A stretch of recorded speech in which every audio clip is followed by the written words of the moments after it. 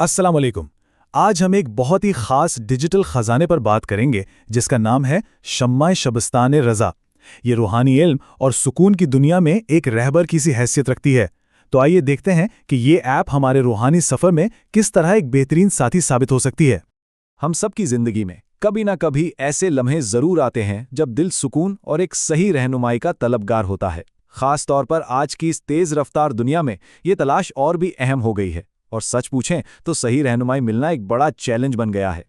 تو کیا کوئی بھی اسی روحانی سفر پر گامزن ہے؟ کیا ایک ایسے مستند ذریعے کی تلاش ہے جو اندر کے سوالوں کا جواب دے سکے، جو صحیح راہ دکھا سکے؟ یہ ایک ایسا سوال ہے جو بہت سے ذہنوں میں اٹھتا ہے۔ دیکھیں، انٹرنیٹ معلومات کا ایک سمندر ہے، اس میں کوئی شک نہیں، لیکن اس سمندر میں سے مستند روحانی علم کا موتی تلاش کرنا بالکل ایسا ہی ہے جیسے بہت زیادہ شور میں کوئی ایک پرسکون آواز ڈھونڈنا۔ یہ واقعی کوئی آسان کام نہیں ہے۔ لیکن ذرا سوچیں، کیسا ہو اگر ایک ایسا ڈیجیٹل ساتھی مل جائے جو صرف معلومات ہی نہ دے بلکہ ایک استاد کی طرح قدم قدم پر رہنمائی بھی کرے؟ تو چلیں ملتے ہیں اس ڈیجیٹل روحانی استاد سے۔ تو جی، پیش خدمت ہے شمع شبستان رضا۔ یہ کوئی عام ایپلیکیشن نہیں ہے، یہ ایک انقلابی ایپ ہے جو روحانی عملیات کی دو مشہور زمانہ کتابوں شمع شبستان رضا اور مجموعہ اعمال رضا کو سیدھا ہماری انگلیوں تک لے آتی ہے۔ جو لوگ وظائف، دعاؤں اور روحانی علاج کے ذریعے اپنی زندگیوں میں ایک مثبت تبدیلی لانا چاہتے ہیں نا، ان کے لیے یہ ایپ سچ میں ایک انمول ڈیجیٹل خزانے سے کم نہیں ہے۔ اس ایپ کی سب سے خاص بات یہ ہے کہ یہ صرف ایک کتاب نہیں ہے، اسے عملیات کے میدان میں باقاعدہ ایک استاد کا درجہ دیا گیا ہے۔ کیوں؟ کیونکہ یہ برسوں کے تجربات اور مستند علم کا نچوڑ ہمارے سامنے پیش کرتی ہے۔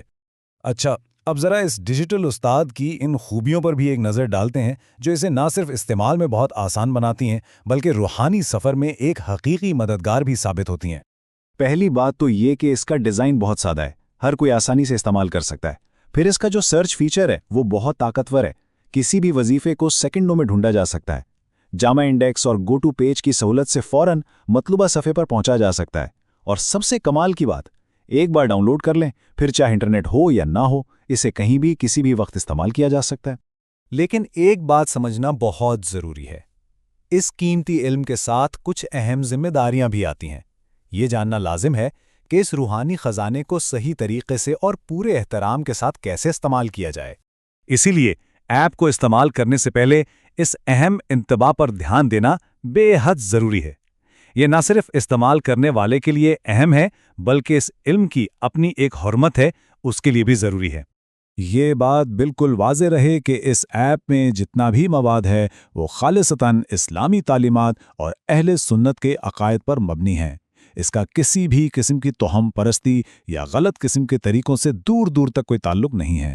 لہٰذا دو سب سے اہم قدم ہمیشہ یاد رکھنے چاہیے۔